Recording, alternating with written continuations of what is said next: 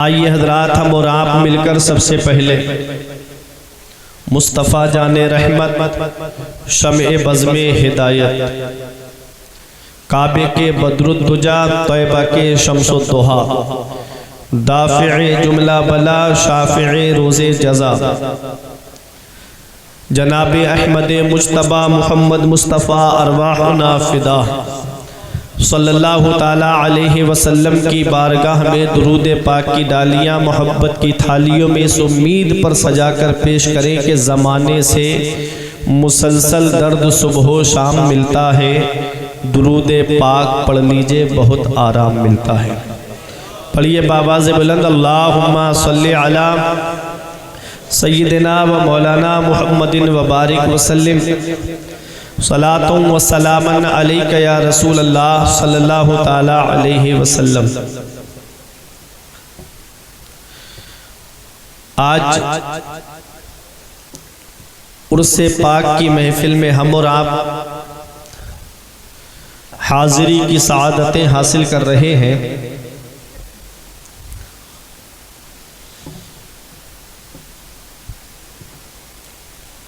एक शेर और उसी के तनाजुर में पूरी तकरीर। हर दौर में इंसान की मर्जी नहीं चलती, हर दौर में इंसान की मर्जी नहीं चलती, चलती है जब उसकी तो किसी की नहीं चलती। हर दौर में इंसान की मर्जी नहीं चलती, चलती है जब उसकी तो किसी की नहीं चलती। चलते हैं फ़कीरों के इशारों पे शहंशाह, शाहों के इशारों पे फ़कीरी नहीं चलती। चलते हैं फ़कीरों के इशारों पे शहंशाह, शाहों के इशारों पे फ़कीरी नहीं चलती। शाहों के इशारों पे फ़कीरी नहीं चलती। मैंने कुरान मुक़द्दस की एक आयत करीमा तिलावत करने का शरफ़ हासिल किया।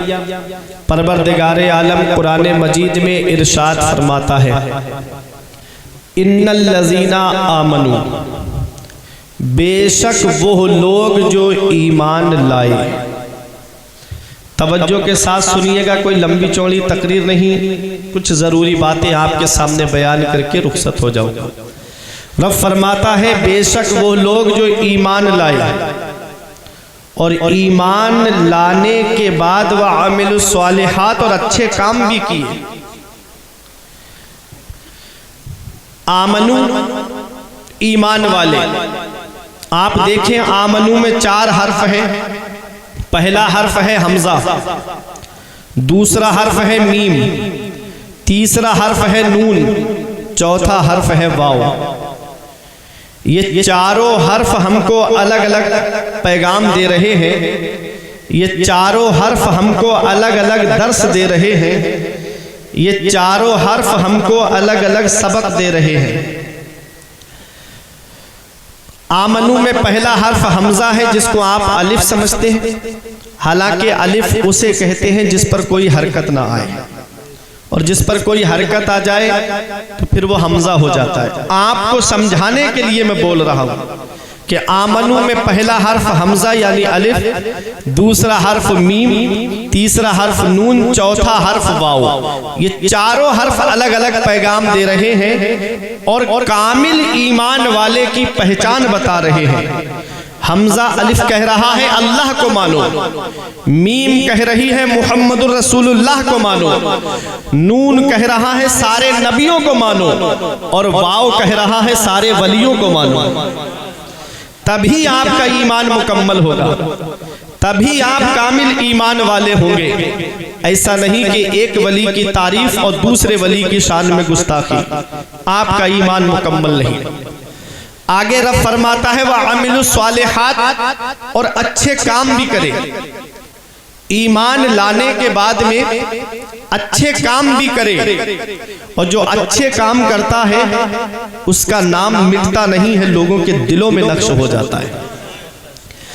एक और आयत करीमा है, रब फरमाता है वह अम्मा मा यनफउन नास फयमकुसु फिल अर्द, रब फरमाता है जो लोगों को नफा पहुंचाता है, जो लोगों को फायदा पहुंचाता है, फयमकुसु फिल अर्द, वो जमीन में ठहरा रहता है, वो जमीन में बाकी रहता है। जो लोगों को नफा पहुंचाता है, मेरे आका फरमाते हैं खैरुन नास मन यनफउन नास, लोगों में सबसे बेहतर वो है जो लोगों को नफा पहुंचाता है, लोगों में सबसे बेहतर वो है जो लोगों को फायदा पहुंचाता है। अब वो फायदा चाहे उसको पहुंचाया जाए जो जमीन पर है या उसको पहुंचाया जाए जो जमीन में है, बेहतर वो है कि जो लोगों को नफा पहुंचाता है। और जो लोगों को नफा पहुंचाता है, आज प्रधान जी अगर किसी का मकान बनवा ले जो गवर्नमेंट योजना के तहत आता है, कमरा वो बनवा दे, तो एक गरीब आदमी उनकी तारीफ करते हुए नहीं थकता है कि मेरे बारिश में मेरे मकान से पानी टपकता था, ये प्रधान जी की मेहरबानी है, उन्होंने मुझे नफा पहुंचाया, फायदा पहुंचाया कि आज उनके जरिए मेरे मकान पर छत पड़ गई। लोग तारीफ करते कि नहीं करते? हालांकि आया गवर्नमेंट की तरफ से, जरिया प्रधान जी बन गए।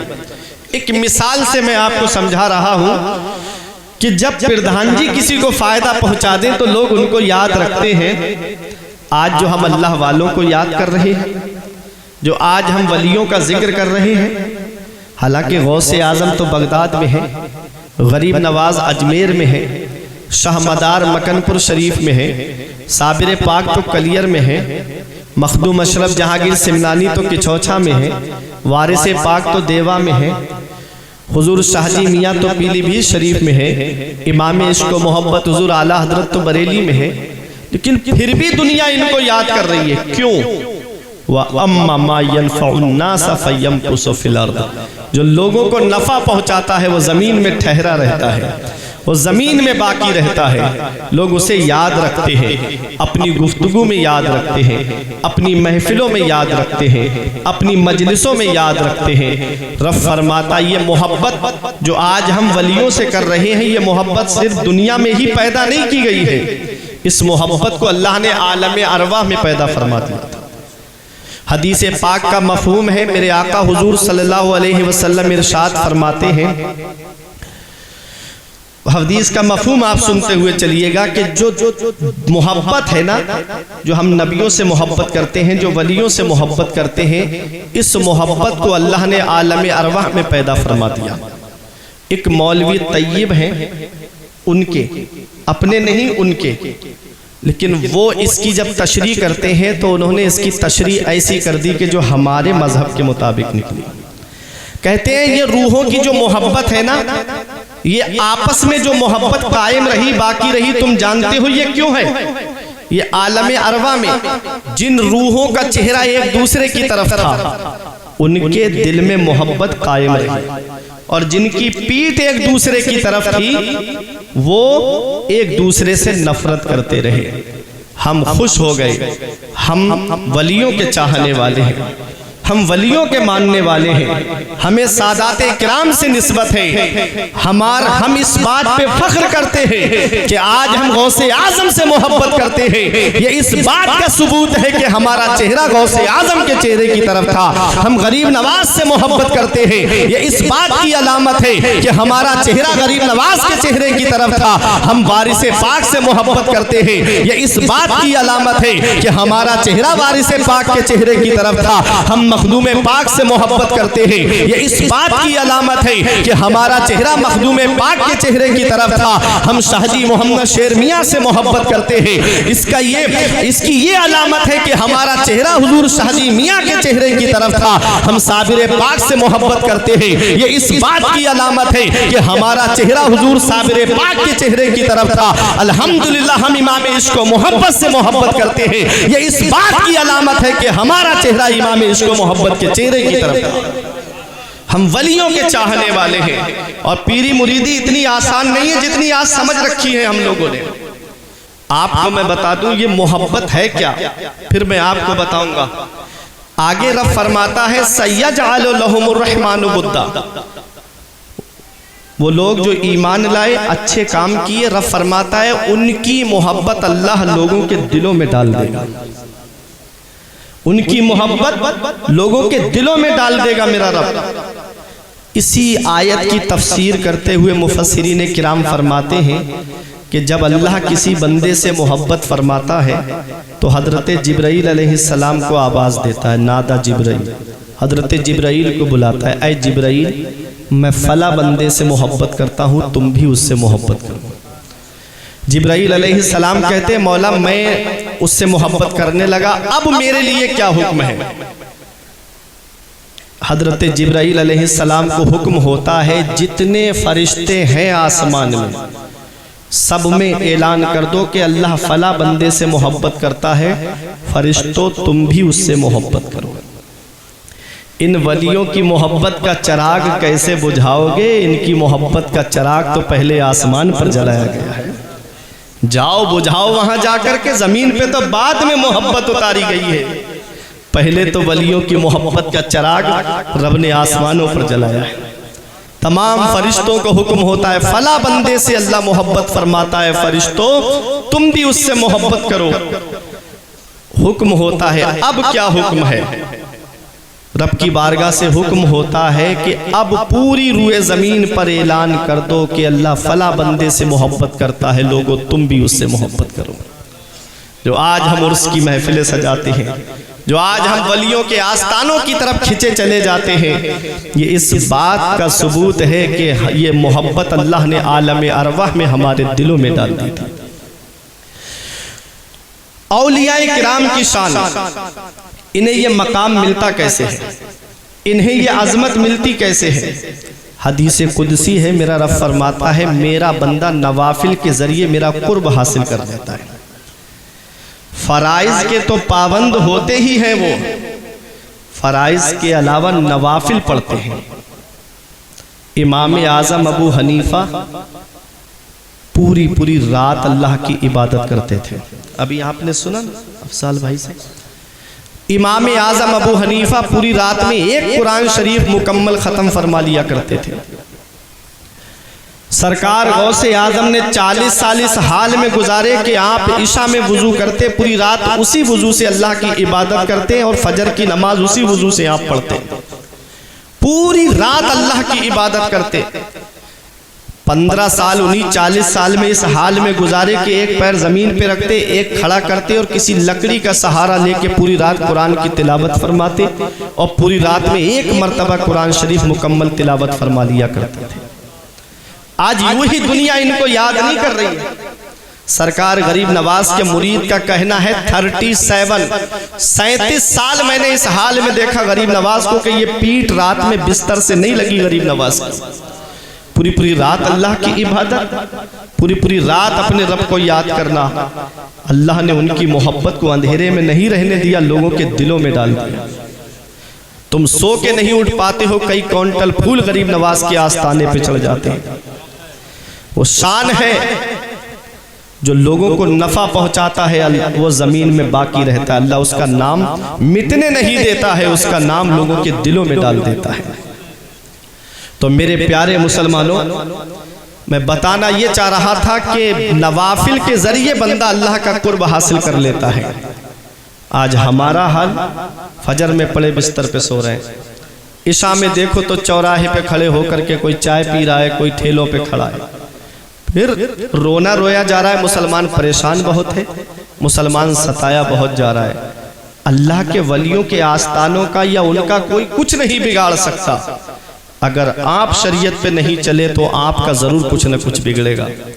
वो मुअज़्ज़ज़ थे ज़माने में मुसलमान होकर, और हम ख्वार हुए तारिके कुरान होकर। दरसे कुरान अगर हमने भुलाया होता, ये ज़माना ना ज़माने ने दिखाया होता। हमें करनी है शहंशाह बतहा की रज़ा जोई, वो अपने हो गए तो रहमते परवरदिगार अपनी। तरीक़े मुस्तफ़ा को छोड़ना है वजह बर्बादी, इसी से कौम दुनिया में हुई बे इक़्तिदार अपनी। ए मेरे प्यारे मुसलमानों, अपने अपने आमाल की इस्लाह करो। आज जो हमारे हालात बनते चले जा रहे हैं, जो आज हम मुंतशिर होते चले जा रहे हैं, मुंतशिर हो, बिखरते हो। अगर बिखरना है, बिखर गए तो याद रखना ये दुनिया मिटाने के लिए तुली हुई है। एक शायर ने बहुत पहले कहा था कि मुंतशिर हो तो मरो शोर मचाते क्यों हो। इत्तिहाद जिंदगी है। हुजूर हाफिज मिल्लत फरमाते हैं इत्तिहाद जिंदगी है, इख्तिलाफ का नाम मौत है। अगर तुम दुनिया मिटाने के लिए तुली हुई, अगर तुम चाहते हो कि इस दुनिया में चैन और सुकून की तुमको सांस लेनी है, तो उस तरीके पे चलो जिस तरीके पे हमारे बुजुर्ग चले हैं, उस रास्ते पे चलो जिस पर हमारे अकाबिरीन चले हैं। आज हालात इतने बदलते चले जा रहे हैं। अगर सही माना में देखा जाए तो अगर मुरीद अगर अपने आप को सही सांचे में ढाल करके देखे तो आज वो मुरीद तक बनने के लायक नहीं है। हालात ऐसे बनते चले जा रहे हैं जैसे कि वो एक साहब थे, मैं मिसाल से समझा रहा हूं। जैसे एक साहब थे, वो किसी एक लड़की पर फरेफ्ता हो गए। उसने कहा कि मैं तुमसे शादी करना चाहता हूँ। उसने कहा पीछे मेरी बहन आ रही है, वो मुझसे ज्यादा खूबसूरत है। तो वो उसकी खूबसूरती को छोड़ करके उस बहन की तरफ देखने लगे। उसने कहा अगर सच्चा इश्क होता तो तुम पीछे मुड़ करके नहीं देखते, अगर सच्ची मोहब्बत होती तो पीछे मुड़ करके नहीं देखते। क्या मतलब? ये एक मिसाल से मैंने आपको समझाया। क्या समझे? आज आदमी सिर्फ दावा करता है कि मैं फला पीर साहब का मुरीद हूँ, लेकिन देखा यह जाता है कि जो आ जाए उसका दामन पकड़ लेता है, जो आ जाए बस्ती में उसका दामन थाम लिया। ऐ लोगों, आओ जरा वारिस पाक की बारगाह में चलो। उनके एक मुरीद हैं जिनका नाम है फैजू शाह। उनसे वारिस पाक ने पूछा, फैजू शाह हमसे कितनी मोहब्बत करते हो, हम तुम्हारे नजदीक कितने प्यारे हैं? तो फैजू शाह ने कहा कि अल्लाह और उसके रसूल के बाद हुजूर में सबसे ज्यादा मोहब्बत आपसे करता हूँ, सबसे ज्यादा मोहब्बत मैं अपने पीर से करता हूँ। वारिस पाक ने फरमाया क्या दुनिया देखी है, क्या दुनिया घूमे हो? कहा दुनिया तो मैंने नहीं देखी है। तो हुजूर वारिस पाक फरमाते हैं पहले दुनिया देख आओ फिर ये दावा करना। अब फैजू शाह चक्कर में पड़ गए कि मैं जाऊं तो जाऊं किधर। तो हुजूर वारिस पाक ने हाथ उठा के कहा था दुनिया देखाओ। मुरीद हो तो ऐसा हो, कहा जिधर मेरे पीर का हाथ उठा है मैं उधर ही दुनिया देखने के लिए जाऊंगा। फैजू शाह निकले, पूरा दिन चलते रहे, पूरी रात चलते रहे, पैर सूज गए फैजू शाह के। अब जब पहुंचे तो भूख ने बेचैन कर दिया, भूख ने निडाल कर दिया। अब फैजू शाह कहते हैं कि मुझे ठहरने के लिए कहीं जगह मिल जाती। एक छोटी सी झोपड़ी नजर आई, उस झोपड़ी के अंदर जाके कहा मैं आपका मेहमान बन सकता हूँ, क्या मुझे लेटने के लिए जगह मिल सकती है? मैं थक गया हूँ, मैं बेचैन हूँ, भूख ने बेचैन कर दिया है। वो गरीब आदमी बोला हमारी पूरी फैमिली ज्वाइंट फैमिली है, हम एक साथ रहते हैं, यहाँ हमारे पास तो जगह नहीं है। यहाँ एक बड़ा अमीर आदमी है, वो बहुत मेहमान नवाज है, चलो उसके घर ले चलता हूँ, मैं खुद साथ में लेकर चलता हूँ, वो मेहमानों की बड़ी इज्जत करता है। फैजू शाह को लेकर के वहां पर गया, दरवाजा खटखटाया, अंदर से वो रईस आदमी आया। क्या बात? कहा ये मेहमान है, मुसाफिर है, बाहर से आए हैं और ये भूखे हैं और रात में इनको सोना है और सुबह को ये चले जाएंगे। मेहमान उसने रईस ने कहा कि आओ मेरे घर में आराम करो, मैं खाना खिलवाता हूँ। उसने अपने घर की औरतों को जगाया और कहा कि मेहमान आए हैं उनके लिए खाना तैयार करो। औरतों ने घर की खाना तैयार किया। अब वो फैजू शाह के सामने खाना रखा गया। देखो मुरीद हो तो ऐसा हो, मैं बहुत करीब से आपको पीरी मुरीदी दिखाना चाहता हूँ। फैजू शाह खाना खाते हैं, घर की औरतों ने सोचा कि एक उसकी बीबी थी, एक उसकी बेटी थी। उन्होंने सोचा कि कौन मेहमान आया है इतनी रात में जिसके लिए हमको खाना तैयार करना पड़ा। उन्होंने खिड़की से झांक करके देखा तो फैजू शाह की पीठ नजर आई, उनका चेहरा नजर नहीं आया। सुबह होती है तो फैजू शाह की बीबी ने कहा इस मेहमान को एक रात एक दिन और रोक लो। आपने उनसे जिद की तो वो वहां पर ठहर गए। एक दिन हो गया, अब शाम आती है, उनकी बीबी ने कहा इनको एक रात और रोक लो। अब जिद करके उन्होंने एक रात और रोक लिया। अब सुबह जब होती है तब उस रईस की बीबी कहती है ये मेहमान को एक दिन और रोक लो। वो कहने लगे कि तुमको क्या हो गया है, तुम बार बार इस मेहमान को रोकने के लिए क्यों बोल रही है, जिनको हम पहचानते नहीं, जिनको हम जानते नहीं। मेहमान नवाजी हमारा काम था, हमने मेहमान नवाजी कर दी, वो जाना चाहते हैं जाने दो। कहा नहीं जाने मत दो, एक दिन और रोक लो। कहा वजह बताओ क्यों रोकने की बात कर रही हो। तब उस अमीर की बेटी बीबी ने कहा कि तुम्हारी बेटी जिद पकड़कर बैठ गई है कि मुझे शादी करनी है तो इसी मुसाफिर से करनी है, मुझे निकाह करना है तो इसी मुसाफिर से करना है। अल्लाह अकबर। उसने इतना सुना रईस के पैरों के तले से जमीन खिसक गई, अब मैं क्या करूं, मेरी बेटी की जिद है। आए फैजू शाह के पास में और कहा कि हुजूर आप एक करम करेंगे मेरे ऊपर। कहा क्या? कहा कि एक दिन और ठहर जाइए। कहा मुझे जाना है। कहा हुजूर मेरी बेटी आपसे निकाह के लिए बोल रही है, हुजूर बताएं आपकी क्या मर्जी है। मैं तो राजी हूं, आपकी क्या मर्जी है। अब फैजू शाह चक्कर में पड़ गए कि ये कहां पर मैं फंस गया। फैजू शाह कहते हैं कोई बात नहीं, मुझको रात में जरा सोचने का मौका दीजिए। जैसे ही रात आती है और आंख लगती है तो फैजू शाह के ख्वाब में वारिस पाक आते हैं और फरमाते फैजू शाह दावा तो बहुत बड़ा कर रहे थे, कह रहे थे कि अल्लाह और उसके रसूल के बाद पूरी दुनिया में सबसे ज्यादा मोहब्बत आपसे करता हूं। 3 दिन हो गए मेरी याद आई तुमको, 3 दिन हो गए तुमने मुझको याद किया। आंख खुलती है, अपने पीर का रुख करते हैं और अपने पीर की बारगाह में पहुंच जाते हैं। ये दुनिया है दुनिया, सिर्फ दावा हम करते हैं कि हम फला से मोहब्बत करते हैं। अगर हमारा जायजा लिया जाए तो हम मोहब्बत में खाली नजर आते हैं। ये पहले के बुजुर्ग थे जो मोहब्बत थी।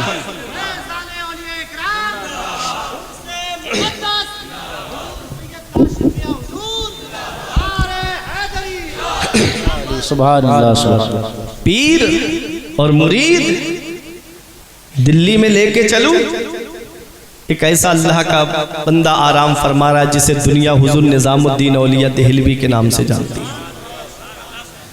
उनके मुरीद हजरत अमीर खुसरो,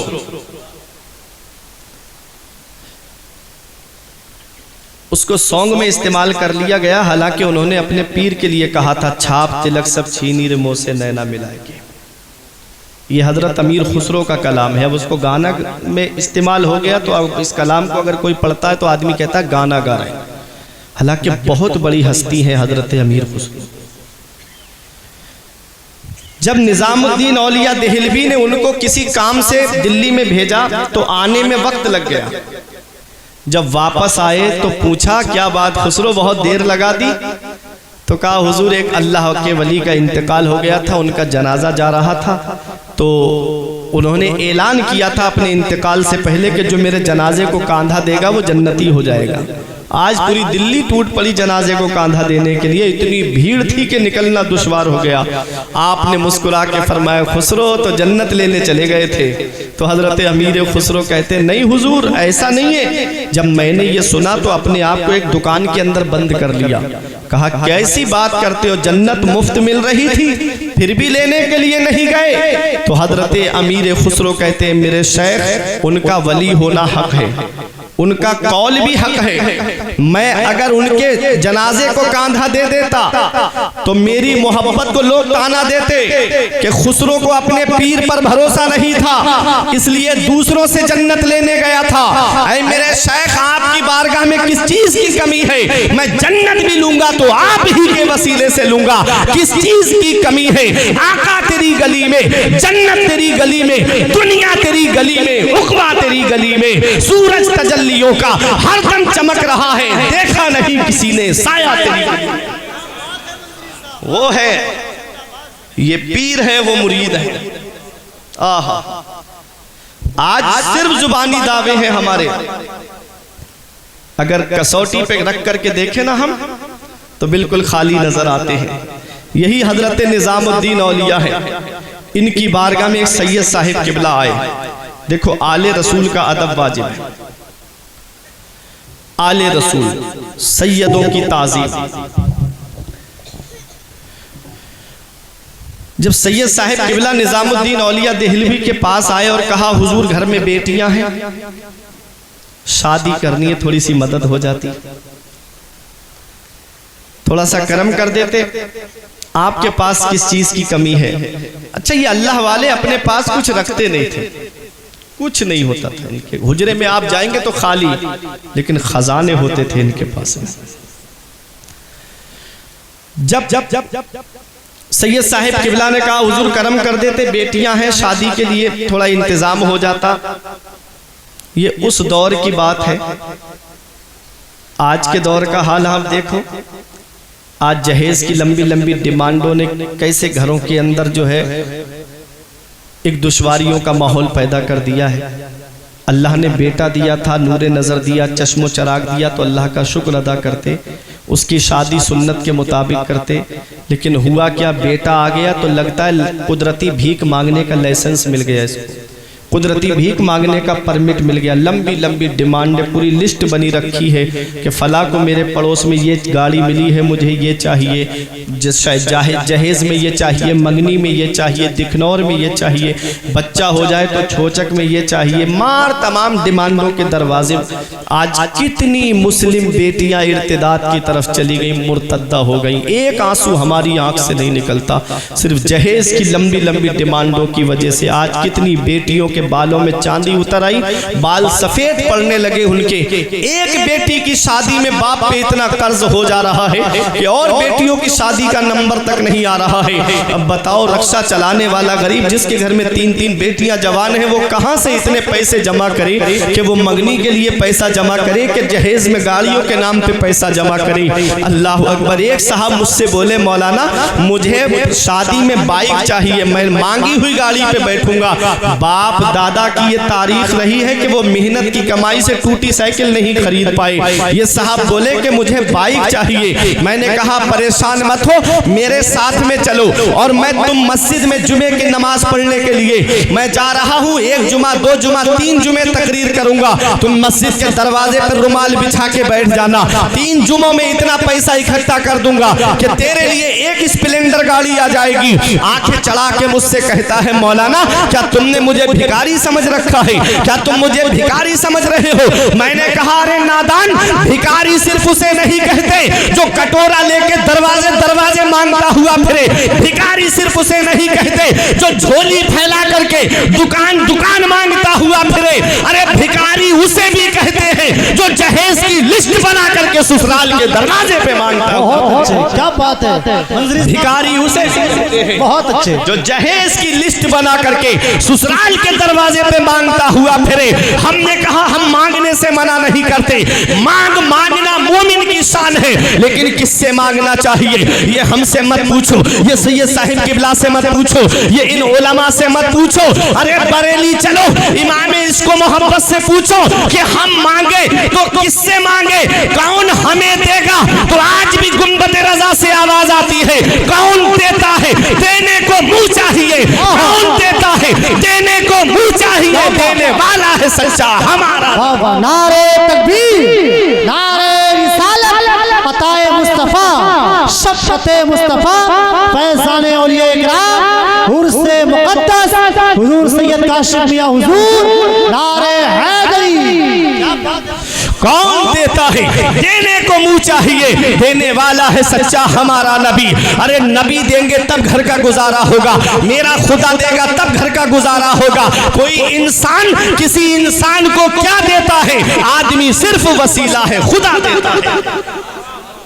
आदमी सिर्फ वसीला है, खुदा देता है। ऐ मेरे प्यारे मुसलमानों, नबी देंगे तब घर का गुजारा होगा। एक हातिम ताई के पोते ने एक आले रसूल से सैयदजादे से कहा था, मेरा दादा वो है जो 7 दरवाजों से बांटता है, और बांटने की शान ये है कि लेने वाला एक दरवाजे पर आ जाए तब भी मेरा दादा देता है, एक से लेके दूसरे पर आए तब भी मेरा दादा देता है, तीसरे पर आ जाए तब भी मेरा दादा देता है, 7 दरवाजों पर बारी बारी आ जाए तब भी मेरा दादा मना नहीं करता है, 7 दरवाजों पे देता है। तो आले रसूल ने कहा, आपका ईमान ताजा हो जाएगा। आले रसूल का जवाब सुनो। आले रसूल कहते हैं, अरे वो तेरा दादा है, दादा जो 7 दरवाजों से बांटता है, तब भी साइल का सवाल पूरा नहीं होता है, उसकी ख्वाहिश पूरी नहीं होती है। अरे मेरा नाना वो है जो एक दरवाजे से बांटता है, एक चौखट से बांटता है, और बांटने की शान ये है कि लेने वाला एक बार मेरे नाना की चौखट पर आ जाए, कयामत तक किसी के सामने हाथ नहीं फैलाता है। वाह क्या जूदो करम है सहेबत हा तेरा, वाह क्या जूदो करम है सहेबत हा तेरा, नहीं सुनता ही नहीं मांगने वाला तेरा। बहुत अच्छे, जिंदाबाद जिंदाबाद, नहीं सुनता ही नहीं मांगने वाला तेरा। वही रब है जिसने तुझको हमतन करम बनाया, हमें भीख मांगने को तेरा आस्था बताया। तुझे हम्द है खुदाया, तुझे हम्द है खुदाया। अल्लाह देगा तब घर का गुजारा होगा। रसूलुल्लाह देंगे तब घर का गुजारा होगा। मैंने गाड़ियों को डैमेज होते हुए देखा, मैंने कार्ड के सामान को दीमक को खाते हुए देखा, मैंने जहेज के सामान को बिखरते हुए देखा। कितने दिन तक ये पैसा चलेगा? किसी का दिल दुखा करके लाओगे?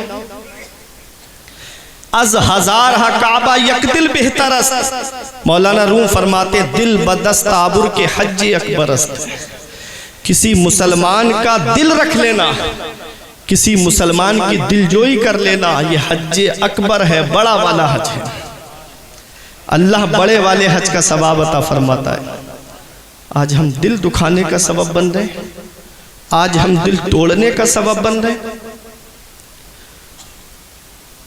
कितनी बेटियां हैं जो घरों में आंसू बहा रही हैं, कितनी मुस्लिम बेटियां हैं जिनकी आंखों से आंसू निकलते। वो रात में अपने बाप का रोना देखती, वो रात में अपनी माँ का रोना देखती है। बेटियां जहमत नहीं है, बेटियां अल्लाह की रहमत है। अरे जुल्मते वक्त में तनवीर बन के आती हैं, खुशनुमा ज़ीस्त की तहरीर बन के आती हैं। बेटियों से जिन्हें नफरत है ये बतला दो उन्हें, बेटियां बाप की तकदीर बन के आती हैं। बेटियां जहमत नहीं है, बेटियां अल्लाह की रहमत है। आज किसी के यहाँ बेटी पैदा हो जाए उसका चेहरा उतर जाता है, इल्ला माशाअल्लाह। लेकिन अफसोस वजह कि अब कहाँ से मैं इसकी जहेज के लिए सामान इकट्ठा करूं, कहाँ से मंगने के लिए। तुमने देखा नहीं पैगंबर इस्लाम ने शादी करो तो ऐसी करो सादगी के साथ जैसे अली का अक्द हुआ फातिमा के साथ। पैगंबर इस्लाम ने अपनी बेटी फातिमा को कितना जहेज दिया था, मुख्तसर सा जहेज दिया था। बरिवायतें मुख्तलिफ एक गद्दा दिया जिसमें खजूर के पत्ते या छाले भरी हुई थी, 2 तकिए दिए जिसमें खजूर के पत्ते या छाले भरी हुई थी, एक मश्क दी ताकि कुएं से पानी ले आया करें, एक चक्की दी ताकि गल्ला घर में पीस लिया करें, कुछ मिट्टी के बर्तन दिए पैगंबर इस्लाम ने अपनी बेटी फातिमा को।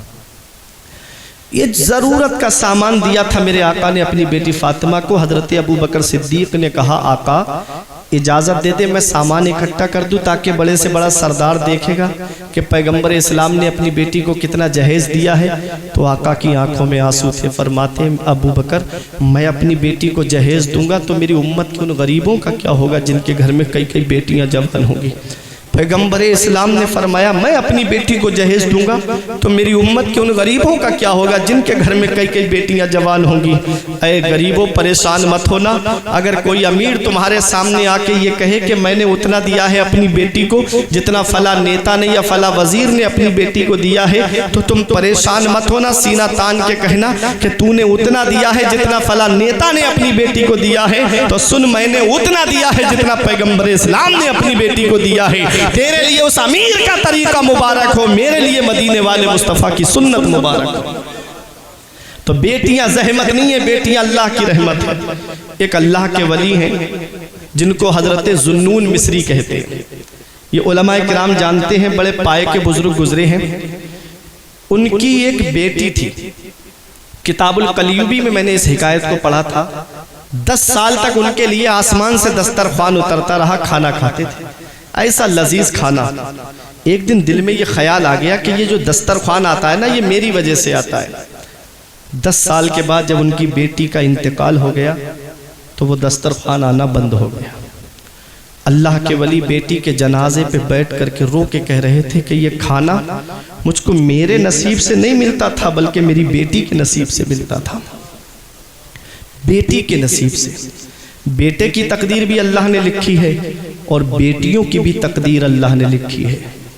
रब कुरान में फरमाता है यखलुक़ु मा यशा, वो अल्लाह है जो चाहता है वो पैदा फरमाता है। यहबु लिमन यशाउ इनासों व यहबु लिमन यशाउ ज़ुकूर, अल्लाह जिसे चाहता है उसे बेटियां अता फरमाता है और अल्लाह जिसे चाहता है उसे बेटे अता फरमाता है। और युज़व्विजुहुम ज़ुकरान व इनासा, और अल्लाह जिसे चाहता है उसे बेटे और बेटियां दोनों अता फरमाता है। व यजअलु मन यशाउ अक़ीमा, और अल्लाह जिसे चाहता है उसको बांझ बना देता है। सब अल्लाह के दस्ते कुदरत में है। इस आयत करीमा में पहले अल्लाह ने बेटे का जिक्र नहीं किया है बल्कि बेटी का जिक्र किया है, क्योंकि बेटों के मुकाबिल बेटियों के दिल में माँ बाप की मोहब्बत ज़्यादा होती है।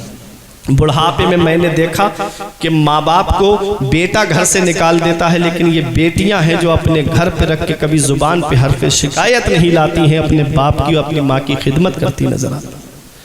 आज वही बेटियों को बोझ समझा जा रहा है सिर्फ जहेज की वजह से। जो किस्मत में आपके है वो मिलेगा, जो आपके नसीब में लिखा है वो आपको मिलेगा। मौला अली शेर खुदा फरमाते, किस्मत का रिस्क इंसान को ऐसे तलाश करता है जैसे मरने वाले को मौत तलाश करती है। जो आपकी किस्मत में है मिलेगा।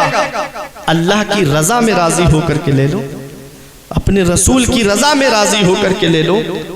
सैयद साहिब किबला आए हजरत निजामुद्दीन औलिया देहलवी के पास में कि हुजूर बेटियों की शादी करनी है, थोड़ा इंतज़ाम हो जाता। हजरत निजामुद्दीन औलिया देहलवी ने फरमाया अपने एक मुरीद से कि कुछ नज़र आई है आज? कहा हुजूर नज़र तो कुछ नहीं आई है, आज तो कुछ है भी नहीं, अब इनको हम क्या दें? सैयद साहब आए हैं। हजरत निजामुद्दीन औलिया देहलवी फरमाते सैयद साहब आए हैं, इनको तो ऐसे तो वापस नहीं किया जाएगा।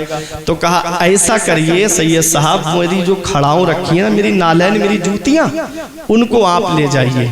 अब सैयद साहब उन जूतियों की तरफ देखने लगे कि इन जूतियों में क्या मिल जाएगा, कितने की होंगी ये जूतियाँ, लेकिन अकीदत थी, मोहब्बत थी। ले गए जूतियाँ। जब ले करके जा रहे थे दिल में ये ख्याल था कि आया था कि कुछ पैसे मिल जाएंगे, और दे दिया हजरत ने इन जूतियों को। ये कितने पैसों में बिक जाएंगी? रास्ते में एक मुसाफिर खाना पड़ा। कहा रात यहाँ गुजार लेता हूँ, फिर सुबह को चला जाऊँगा। अल्लाह अकबर। जैसे ही लेटे उधर हजरत अमीर खुसरो एक जंग से वापस आ रहे थे बादशाह के लश्कर के साथ में। 7000 अशरफियाँ मिली थी। जैसे ही आप उस हद में दाखिल हुए, कहते हैं बुए यार मी आयत, बुए पीर मी आयत, मेरे पीर की खुशबू आ रही है, मेरे पीर की खुशबू आ रही है। सूंघते सूंघते चलते रहे। जब उस मुसाफिर खाने के अंदर पहुंचे और जूतियों के करीब जाके कहते हैं हमीजा अस्त, हमीजा अस्त, हमीजा अस्त, यही जगह है, यहीं पर, यहीं से बू आ रही है। सैयद साहब उठे, बोले क्या बात? कहा कि मुझको मेरे पीर की बू आ रही है, बताओ क्या मामला है। तब सैयद साहब ने कहा कि मैं दिल्ली गया था हजरत निजामुद्दीन औलिया की बारगाह में, मैंने कहा बेटियों की शादी है, कुछ आप थोड़ा मदद कर देते, इंतजाम फरमा देते। तो आपने अपनी ये जूतियां शरीफ दे दी थी, वो मैं लेके आया हूँ। कहा बेचोगे? कितने में दे दोगे? तब सैयद साहब ने सोचा कि कहीं ज्यादा कीमत बता दी तो ये लेना ही, तो कहा आप ही बता दो। कहा 7000 अशरफियाँ मिली है बादशाह की तरफ से मुझे, वो 7000 अशरफियाँ ले लो, मेरे पीर की जूती मुझको दे दो। और अगर ये भी कम है तो मेरे साथ दिल्ली चलो, 7000 अशरफियाँ वहां रखी हैं, वो भी मैं तुमको दे दूंगा अगर तुम चाहो तो। कहा नहीं, 7000 ही काफी हो जाएंगी। वो 7000 जूती बोली और जूती सीने से दे करके, पैसे सीने से जूती लगाई और अपने पीर की बारगाह में आ गए। और निजामुद्दीन औलिया देहलवी की बारगाह में जब आए तो आपने वो नालैन शरीफ, जूती शरीफ पेश कर दी। तो हजरत निजामुद्दीन औलिया देहलवी मुस्कुरा के फरमाते हैं खुसरो कितने में लेकर आए हो? कहा हुजूर 7000 में। फरमाया 20 यार अर्जा मी खरीदी, 20 यार अर्जा मी खरीदी, बड़ी सस्ती खरीद लाए, बड़ी सस्ती खरीद लाए। 7000 अशरफियाँ देकर आए हैं और पीर और मुर्शिद फरमा रहे बड़ी सस्ती खरीद लाए। ये मोहब्बत है, ये प्यार है। हजरत निजामुद्दीन औलिया देहलवी फरमाते थे खुसरो अगर शरीयत इजाजत देती तो तेरी और मेरी एक ही कब्र होती, हम दोनों एक ही कब्र में दफन होते, लेकिन शरीयत इजाजत नहीं देती है। अल्लाह अकबर। ये है हजरत अमीर खुसरो। एक दिन हजरत निजामुद्दीन औलिया देहलवी ने फरमाया खुसरो ऐसा करो तुम पानीपत चले जाओ, वहाँ हमारे एक दोस्त रहते हैं जिनको बू अली शाह कलंदर कहते हैं, उनके पास चले जाओ और वहां जाकर के उनकी मजलिस में भी हाजिर हो जाया करो। जुमेरात के दिन गए, हजरत अमीर खुसरो को वहां बड़ा अच्छा लगा, तो फिर अपने पीर के पास आ गए कि हजरत इजाजत दे देते क्या इस जुमेरात को भी चला जाऊं? तो हजरत निजामुद्दीन औलिया देहलवी ने फरमाया अच्छा लगा? कहा हाँ हुजूर वहां तो अच्छा लगा। फरमाया ठीक है, हर जुमेरात को चले जाया करो। अब इजाजत तो मिल गई। एक दिन हजरत बू अली शाह कलंदर की नजर पड़ी इनके चेहरे पर, तो कहा इधर आओ नौजवान। आए आप। फरमाया कहाँ रहते हो? कहा मैं दिल्ली से आया हूँ। कहा हजरत निजामुद्दीन पीर का नाम क्या? कहा मेरे पीर का नाम हजरत शेख निजामुद्दीन औलिया देहलवी है। का कौन शेख निजामुद्दीन? हम तो नहीं जानते, जहां औलिया किराम की मजलिस लगती है आका की बारगाह में, वहां तो तुम्हारे पीर को मैंने देखा नहीं। अच्छा, अब आदमी अपने पीर की अगर शान हल्की होते हुए देखता है ना तो थोड़ी तकलीफ होती है। मेरे पीर इतनी शान वाले और ये कह रहे हैं कि मैंने जो मजलिस लगती है औलिया किराम की हुजूर की बारगाह में, वहां तो तुम्हारे पीर को देखा नहीं। तो दिल गमगीन हो गया। वहां से वापस आए तो देखा खाना पीना छोड़ दिया। हजरत निजामुद्दीन औलिया देहलवी ने बुलाया, फरमाया क्या बात खुसरो, कैसे उदास रह रहे हो, जब से पानीपत से आए हो कैसे उदास हो? तो हजरत बू अली शाह कलंदर की बारगाह से आए थे, पूरा माजरा बता दिया। तो कहा हजरत निजामुद्दीन औलिया देहलवी ने, खुसरो ऐसा करना, अब जब तुम जाओ ना तो उनसे कहना कि हजरत आप मुझे वहां पर ले चलिए, मैं खुद अपने पीर को तलाश करूंगा। उन्होंने कहा अगर हुजूर नहीं मिले वहां तो कहा ये क्या कम है तुम्हारे लिए कि तुम जो है उनके वजह से मदीने वाले मुस्तफ़ा की बारगाह में पहुंच जाओगे? ये क्या कम सआदत की बात है? अल्लाह अकबर, यही बात बता रहा हूँ, तकरीर खत्म करने जा रहा हूँ। देखें हजरत निजामुद्दीन औलिया देहलवी ने जैसे ही ये फरमाया, खुश हो गए हजरत अमीर खुसरो। आए पानीपत बू अली शाह कलंदर की बारगाह में तो कहा कि हाँ खुसरो, पूछ कर आए अपने पीरो मुर्शिद से। तो कहा हुजूर ऐसा करिएगा, आप मुझे वहां पहुंचा दीजिए, मैं खुद अपने पीर को तलाश कर लूंगा। अल्लाह अकबर, जब इतना कहा तो कहा आओ मेरे करीब आ जाओ। हजरत बू अली शाह कलंदर ने अपना रुमाल उनके सर पर रखा या अपना हाथ उनके सर पर रखा और फरमाया आंखें बंद करो। जब हजरत अमीर खुसरो ने आंखें बंद की तो क्या देखते हैं कि एक मजलिस लगी हुई है और मदीने वाले मुस्तफ़ा तशरीफ फरमा है।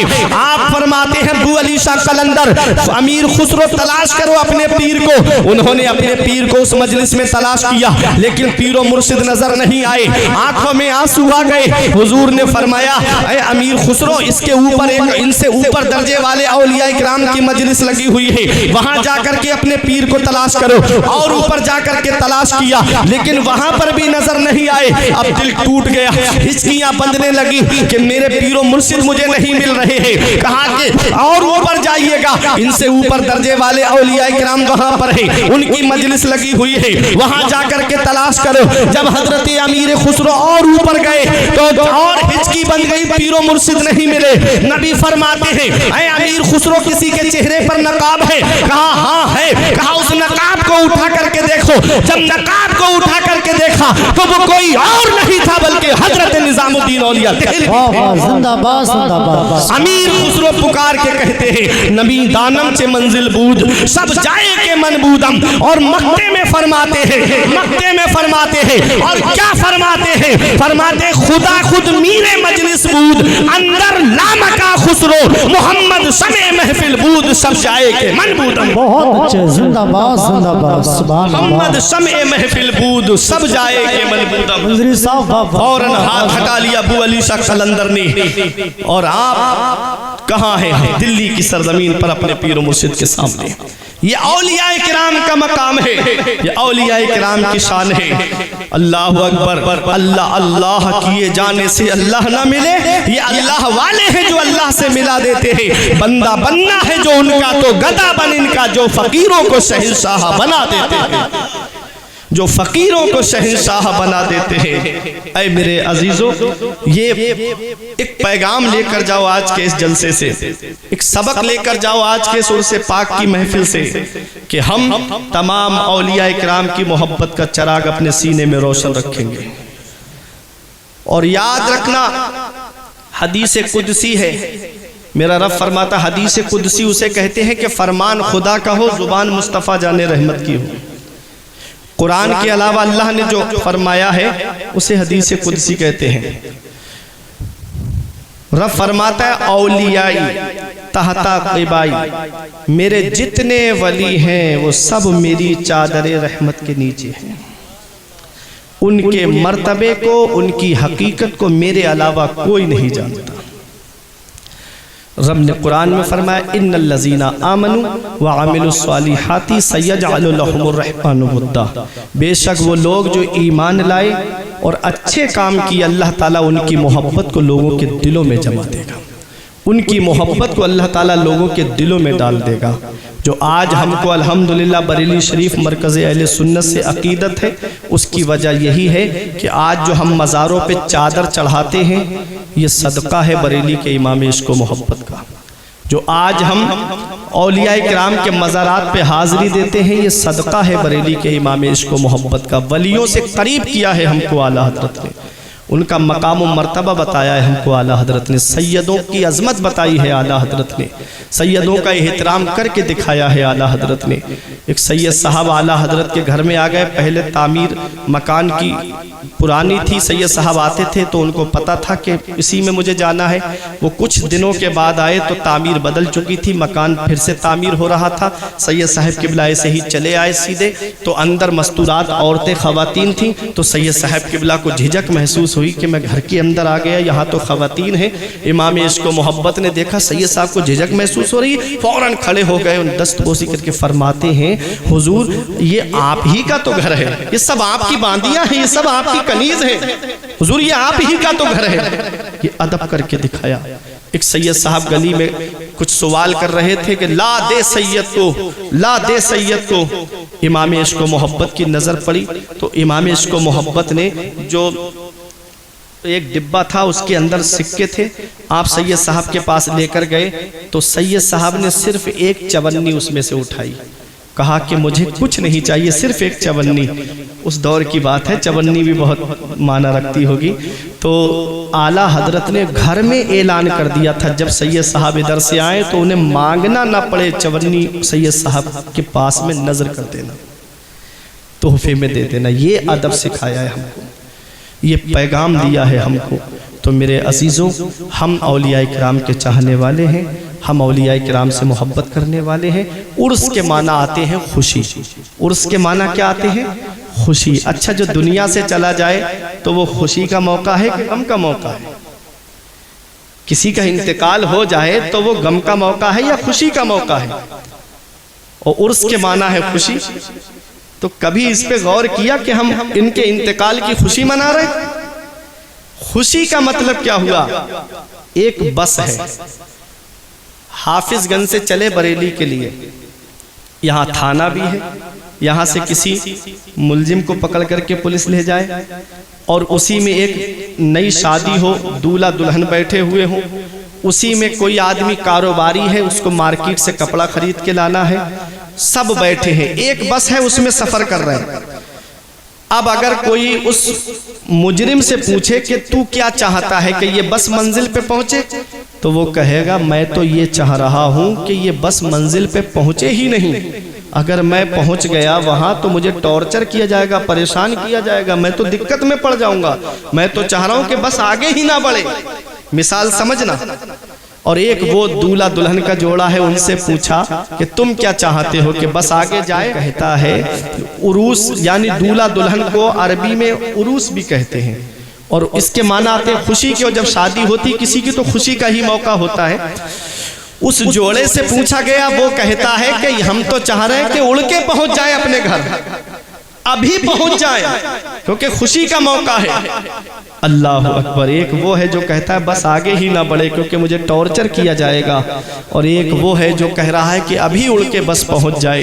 कारोबारी से पूछा तो वो कहता है बस जैसी चलती है अपनी रफ्तार पे उसी रफ्तार पे चले, मुझे तो वही अपना सामान खरीद के लाना है, वापस आ जाना है।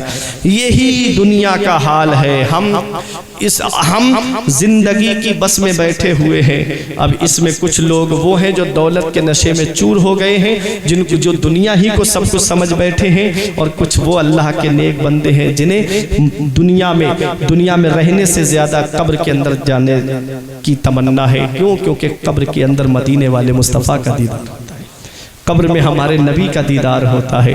तुहफतुल मुमिन अल मौत, मोमिन को मौत तोहफे में दी जाती है। इसीलिए हम अल्लाह वालों का उर्स करते हैं। उर्स के माना खुशी के आते हैं, क्योंकि ये अल्लाह वाले जो दुनिया से गए हैं तो ये अल्लाह वाले फायदा पहुंचा करके गए हैं, ये नफा पहुंचा करके गए हैं। लोगों के दिलों में अल्लाह और उसके रसूल की मोहब्बत को डाल करके गए हैं, और जब ये दुनिया से गए तो यही पैगाम दे करके गए कि ये नाज ये अंदाज हमारे नहीं होते, दामन में अगर टुकड़े तुम्हारे नहीं होते, बेदाम ही बिक जाइए बाजारे नबी में, इस शान के सौदे में खसारे नहीं होते, मिलती ना अगर भीख हुजूर आपके दर से, इस ठाट से मंगतों के गुजारे नहीं होते। तो अच्छे काम करके जाओगे, नेक अमल करके जाओगे तो लोग तुम्हें याद रखेंगे, अपनी गुफ्तगू में याद रखेंगे। इमाम गजाली फरमाते इंसान मरने के बाद कब्र में चला जाता है, अच्छा इंसान लोगों के दिलों में चला जाता है।